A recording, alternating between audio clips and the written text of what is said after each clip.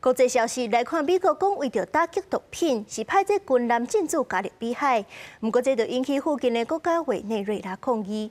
不过，这阵美国的联邦航空总署是搁在警告航空公司，若是要飞过委内瑞拉的地点，可能有危险，就要事先通报。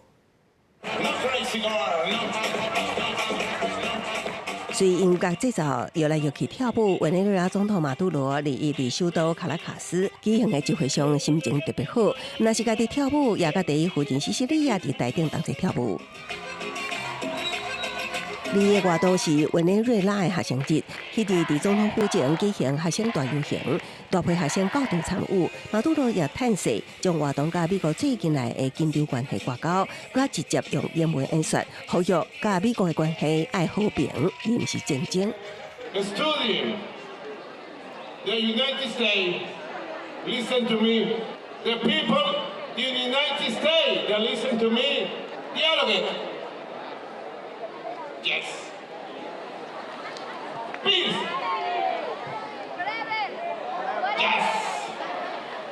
Respect. Yes. Word. Student, listen to me. Word. Word no. Never word. Demostrar que lo que dicen en redes, o sea, sobre que aquí es una dictadura es mentira. O sea, que estamos bien, que estamos felices y que la juventud tiene voz libre para decidir lo que ellos quieran.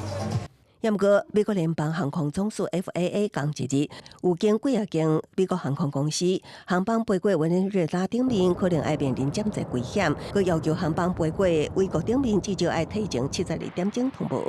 自今年9月初以来，美军已经伫加勒比海甲东太平洋对20外只亲像运渡船发动攻击，造成80外人死亡。美军最近佮派遣航母战斗群、其他舰艇甲运型战机去相关地区。美国强调，这个举动是要打击毒品走私。美国总统川普甚至呛声，无排除派美军进入美国打击毒枭。马杜罗认为，美国从基本的目的是要杀倒伊的政权。公司新闻警员强编译。